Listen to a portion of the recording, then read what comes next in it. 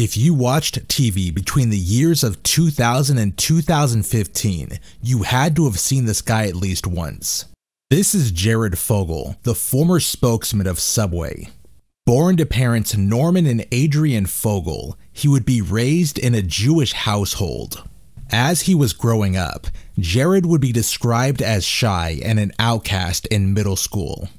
At this point, he was already gaining an unhealthy amount of weight. Former classmates state that he was heavier than some of the teachers.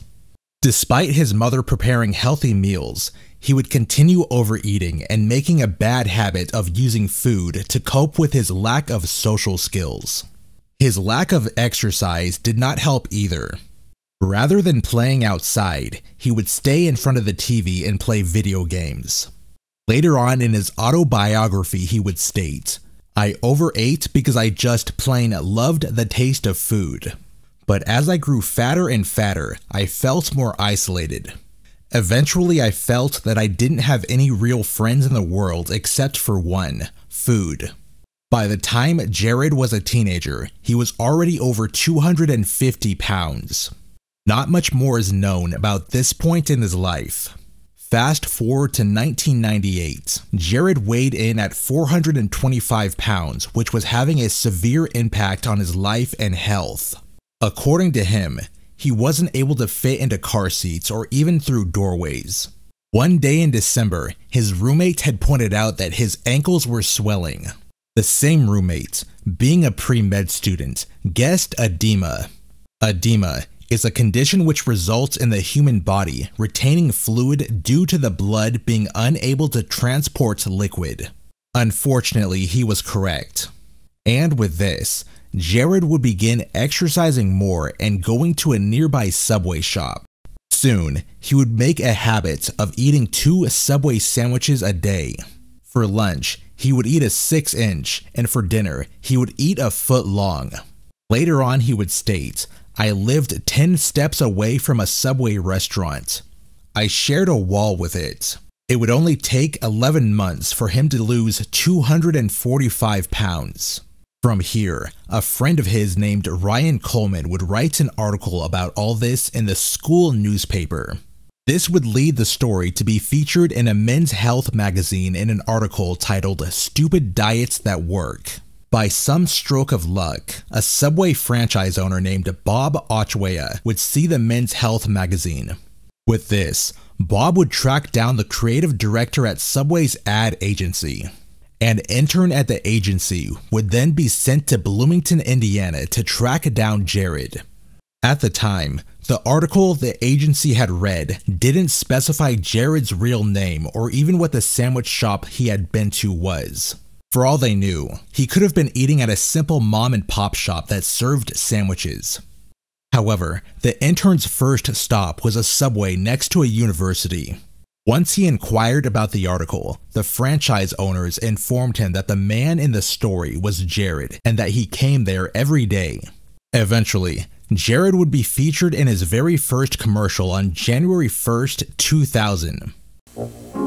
Here is Jared Fogle. You may have seen him on the news or a talk show. He was inspired by Subway's great-tasting sandwiches. Jared believes in an active lifestyle, including lots of walking. At the heart of Jared's routine are Subway sandwiches. Hey, Jared. Hey, guys. At Subway, you can choose from 7 sandwiches with 6 grams of fat or less, and they all taste great. Food for thought. Subway, it's the way a sandwich should be. This program is brought to you by Subway, the way a sandwich should be. This commercial would be run locally as opposed to nationally. However, it would result in many news agencies and even Oprah calling Subway to get more information about Jared. And with that, Subway corporates would soon call asking for the commercial to be run on a national level. This in turn would lead Jared to becoming the face of the entire company and being simply known as the Subway guy to millions. He would eventually be compared to Ronald McDonald. Subway would go on to market their food as healthy, citing the fact that Jared had lost nearly 300 pounds. Soon enough, Jared would appear on commercials holding the gigantic pants he was once able to fit into. At this time, I believe it is important to note that Subway has been found to be just as unhealthy and contain almost as many calories as other fast food restaurants. Jared lost weight due to cutting out other junk food, exercising, and eating fewer calories. Beforehand, he would consume over 10,000 calories a day and sometimes up to 15 cans of soda. Despite the Subway sandwiches containing just as many calories as other fast food restaurants, it, combined with whatever else he may have been eating at the time, contained fewer calories than what he had been eating before starting the diet. This, along with exercising, resulted in him losing weight. Any food could have been replaced with the Subway sandwiches as long as they contained fewer calories than the original 10,000, and he still would have been losing weight. Regardless, Subway would still market their food as a healthy alternative to other restaurants, and it worked.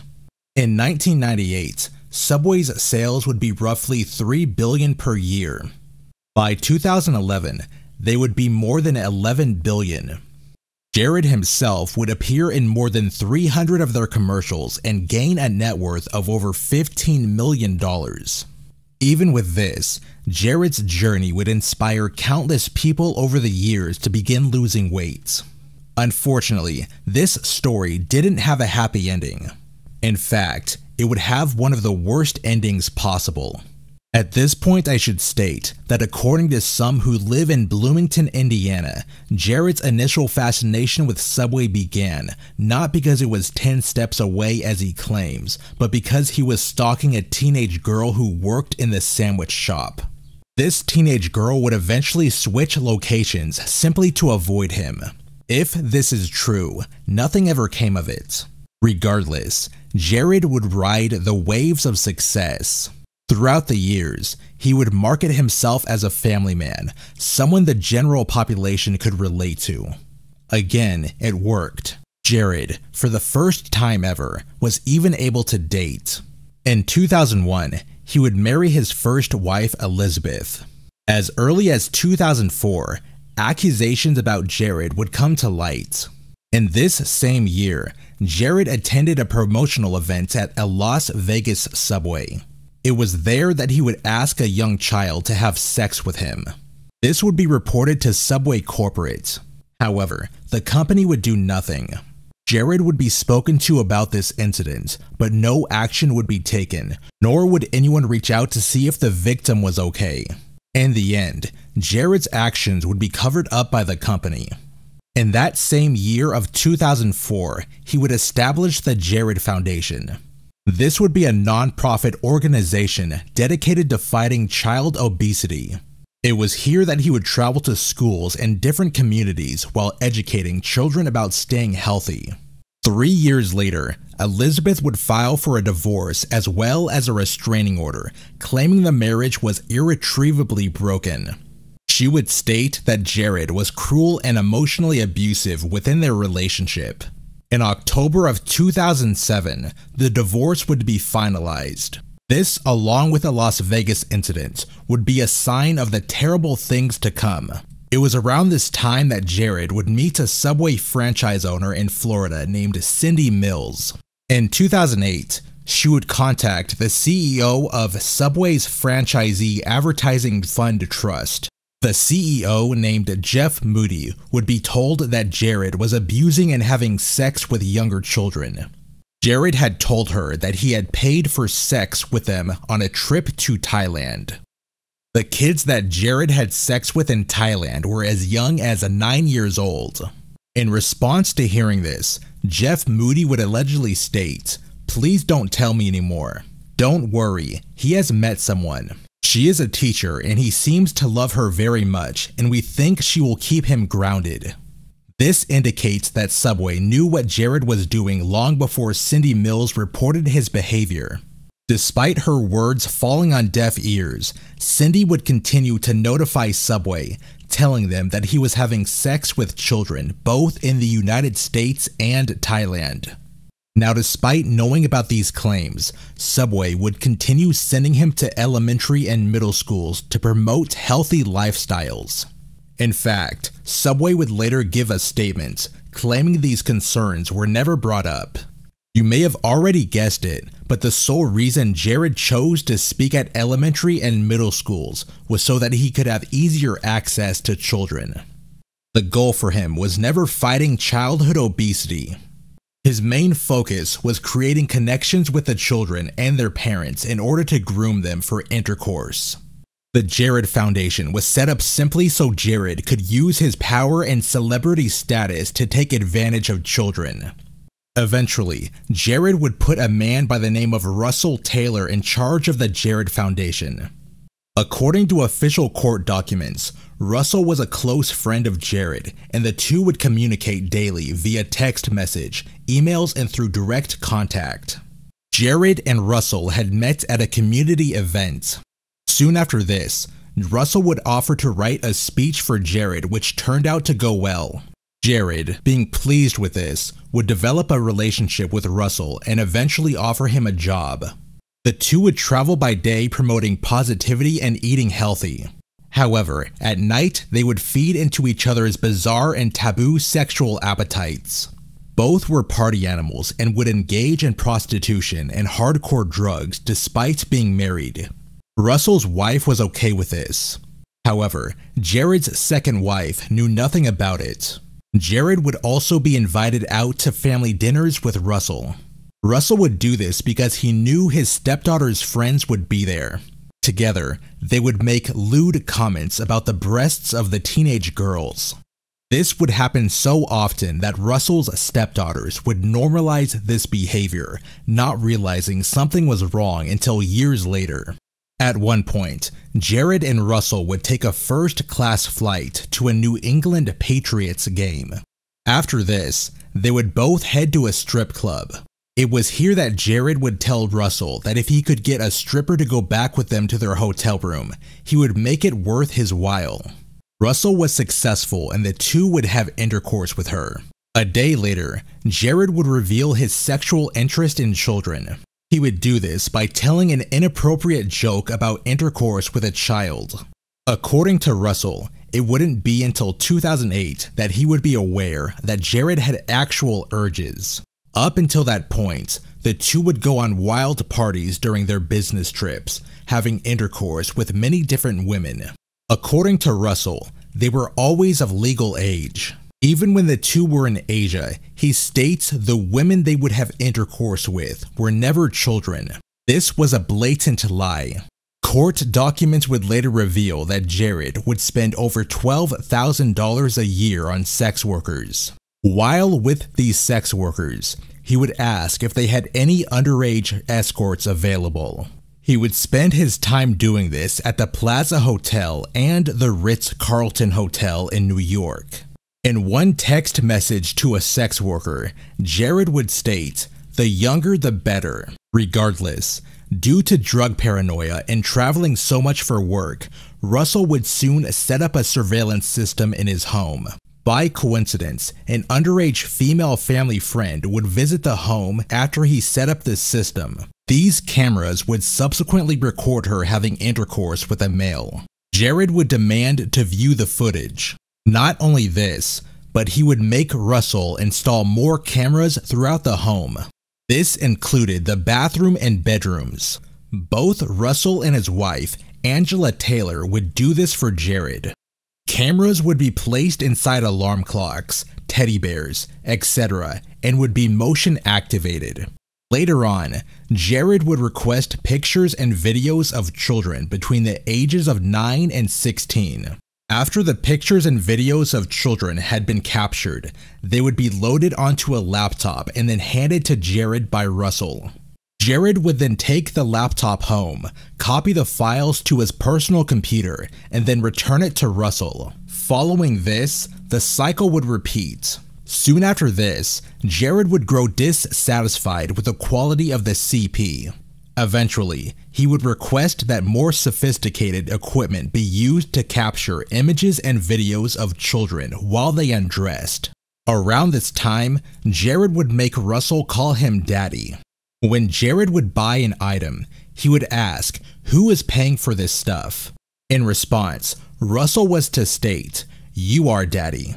Also, despite knowing that Russell had an intolerance to gluten, Jared would force him to eat things such as pizza and donuts.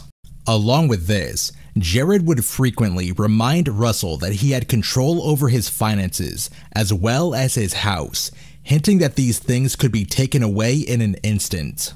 This psychological abuse would continue throughout the years. However, it in no way, shape, or form excuses the sick actions and behavior of Russell Taylor. This would continue throughout the next few years. In 2012, Jared would ask Russell to obtain the drug Rohypnol so he could drug children and then touch them. Rohypnol is also known as the date rape drug, or roofies. He would also have Russell text people with lower incomes to send nude pictures of their kids in exchange for money.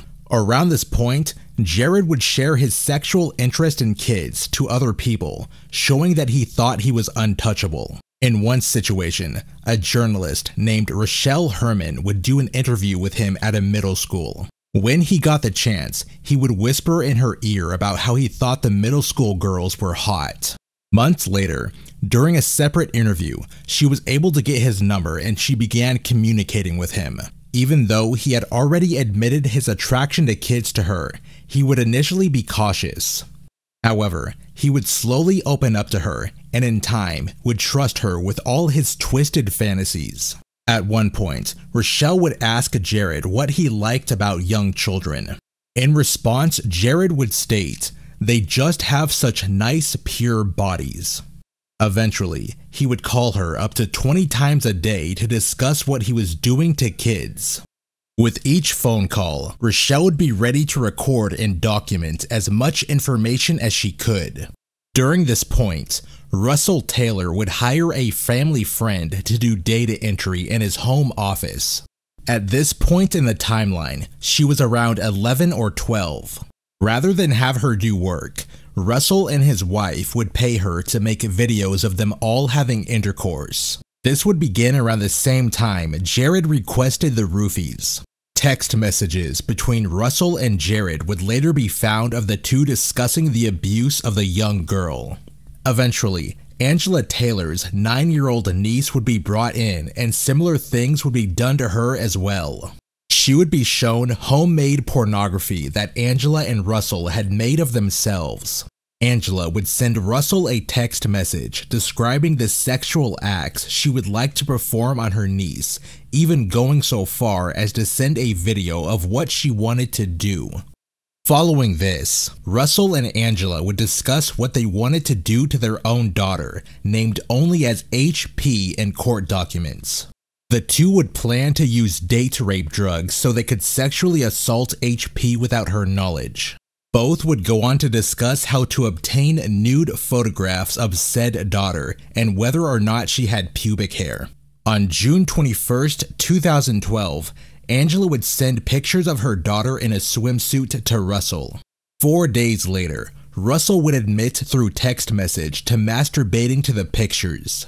Their second daughter, referred to as CS in court documents, would be encouraged to expose her breasts on webcam sites such as Omegle. Sex toys would also be left around the house, and the two adults would encourage their daughters to use them. Text messages between Russell and Angela would show the two had hoped to catch CS using the toys on one of their hidden cameras. At one point, Russell would text his stepdaughter that he had forgotten his personal items on her bed. When the stepdaughter went to check, she would find sex toys in a laptop playing pornography. Again, he was hoping to catch her using them on one of the many hidden cameras. Now, remember the woman named Rochelle Herman? It was with her that Jared would reveal his true monstrous depravity. Over the years, Rochelle had continued building her relationship with Jared, getting him to open up about things he normally wouldn't reveal. Jared would share with her graphic descriptions about what he was doing to children. Rochelle would frequently vomit following their conversations. However, she would later reveal to the public that she felt she had a moral obligation to catch him. After she had fully gained his trust, she would meet him in a hotel room with a tape recorder in her purse. During this encounter, Jared requested that she put her hair in pigtails. This was so that she would resemble a child. All of this made her feel uncomfortable since she did not want to pursue a romantic or sexual relationship.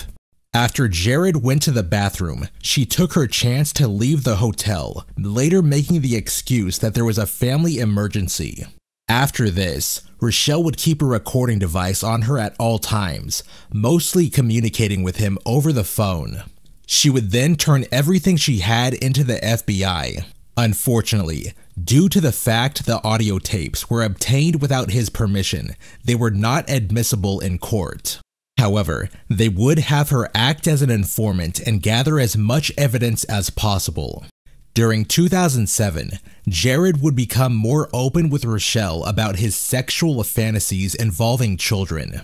Jared, believing that she was okay with this, would begin to make plans to have intercourse with a child. Rochelle would ask him how young he wanted to go and if they could be as young as 9 or 10. In response, Jared would state, "Yeah, that'd be hot. That'd be really hot." The Subway spokesman would share more and more with her. He would go into explicit detail about having sexual relations with a 10-year-old boy.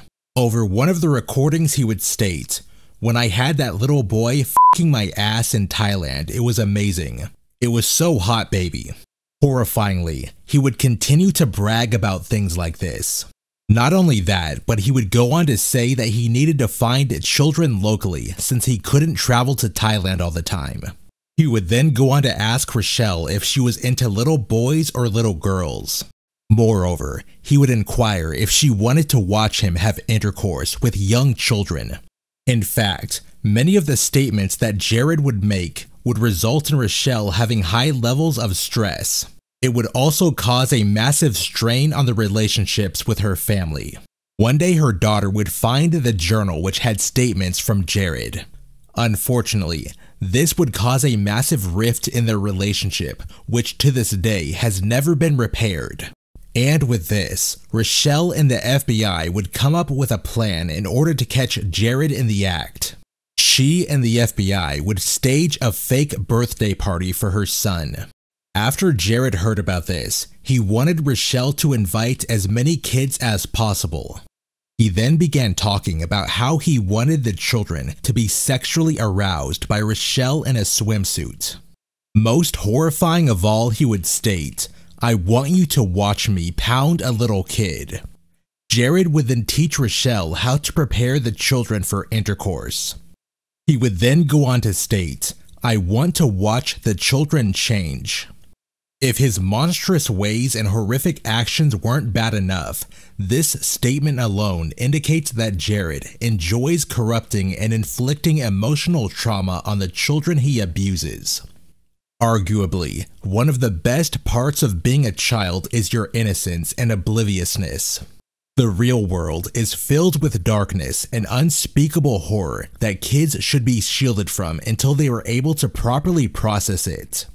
It is disturbing enough that Jared was attracted to the prepubescent bodies of young children, some as young as 6 years old. However, this man decided to take it a step further by gaining pleasure from corrupting his victims, disallowing them to enjoy their childhoods. Ironically, this same man who was abusing children would comment about how stupid the predators being caught by Chris Hansen were. You guys continue to fall for it every single time. There must be like 100 million episodes of the show, and these guys still... Around this point, he would reveal what types of kids he was looking for. As predators normally do, he would select kids from broken homes. One girl from a broken home that he had his eye on was only 7 years old. Rochelle would play into this to get more evidence for the FBI. However, during the conversation, Jared would ask if he could see her children naked. Along with this, he would request to put cameras in both their bedrooms. Any parent in this situation can imagine the shock and terror she must have felt. Unfortunately, due to the investigation, she had to continue to play along with this fantasy. A few days later, Jared would tell Rochelle that he would be there earlier than they had agreed due to a schedule change. The FBI was unable to prepare for this and the sting operation was called off. By 2010, Jared would drop contact with Rochelle due to events like this continuously being cancelled. And just like that, he would be free to continue his crimes. However, his luck would soon run out. In 2014, everything would fall apart with Russell. Russell and his wife were swingers and would frequently have sex with anyone they could. One of these individuals would be an unnamed woman who is simply referred to as Jane Doe in court documents. Text messages would frequently be sent back and forth between Jane, Russell, and Russell's wife. Eventually, Russell would text Jane asking if he could perform sexual acts on a horse within her property. Jane did not agree to this. Russell would then send her an image of a dog licking the genitals of an adult female. Along with this, he would ask Jane if she wanted to see pictures of underage girls, bragging that he went on trips to Thailand. On October 3rd of 2014, Jane Doe would contact the police, who would then interview her and then take her phone for evidence. The police would apply for a warrant, and on April 29th, 2015, they would raid Russell's house. There they would find copious amounts of CP on his computer and flash drives. That same day, the police would apply for a second warrant. Court documents state that this additional warrant authorized the search of all seized items in the original warrants for evidence of CP or child exploitation. During this search, police would find an 8GB SanDisk card which contained many video clips of undressed children in bathtubs. Another 4GB thumb drive would be recovered as well. In the 4GB thumb drive, a folder titled Good Stuff would be found to be filled with CP.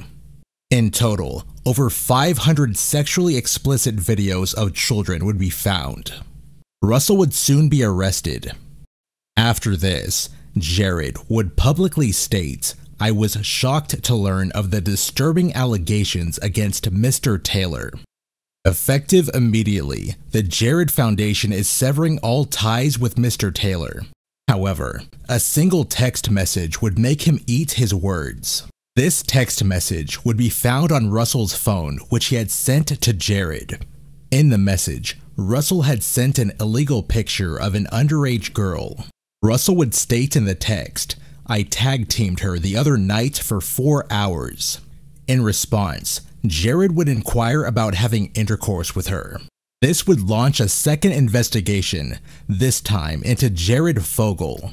On July 7th of 2015, police would raid his house. During the raid, investigators recovered around 5.6 terabytes of data. Within this, there would be almost 160,000 MMS and SMS messages, over 27,000 emails, 47,000 images, and over 3,300 videos. Out of this, over 400 videos of CP would be found in Jared's possession. 2 days later, on July 9th, 2015, Jared would file a lien via land contract on Russell's home. According to official documents, he would then file suit to foreclose on the lien. And with that, Subway would cut all ties with Jared. Adding insult to injury, Jared would later claim that the parents of one of his victims were to blame for his abuse. In the motion he filed, he would claim that the parents maintained a hateful and abusive relationship toward each other, including physical abuse. Their fighting, arguing, and alcohol use caused the girl to suffer from emotional distress, anxiety, and depression. According to sources, he would go on to state that this distress resulted in the girl engaging in destructive behaviors, including, but not limited to, alcohol abuse, substance abuse, self-mutilation, and suicidal ideation. Jared would also claim that her self-destructive behaviors were the direct result of her parents' failure to properly supervise the girl. All of this would be in response to the parents of the victims filing a lawsuit against him and Russell for $300,000. Despite the claims of Jared, he would be ordered to pay $1.4 million to 14 of his victims. On November 19, 2015, he would be sentenced to 15 years in prison. Russell Taylor would be sentenced to 27 years in prison, and his wife Angela would be given 33 years. During court, it would be revealed that between the ages of 5 and 8 years old, Russell was being sexually assaulted by his neighbor and the neighbor's son. These neighbors would threaten to harm him and his family if anyone found out about the assaults. At one point, Russell would be shot in the back with a pellet gun by the neighbors while threatening him about the abuse. Russell would later report that the neighbor's son was his only friend, which is why he went along with the abuse.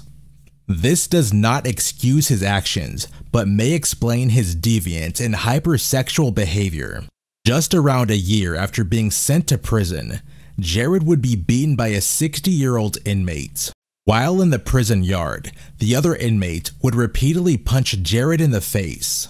Despite what you may think, this inmate did not attack Jared due to his heinous crimes against kids. Rather, the inmate was upset that Jared was getting special treatment due to his celebrity status. According to sources, Jared would be beaten numerous times outside of this. On November 7th, 2021, Jared would release a letter. In it, he would state, "I think about all the people I've let down every single day, especially my family. All I can do is learn from my stupid mistakes to be a better man when I get released in a few years." He would go on to say that he misses things like walking barefoot on carpets. Nowhere in the letter does he express any remorse for his victims. Jared Fogle's current release date is set for March 24th, 2029.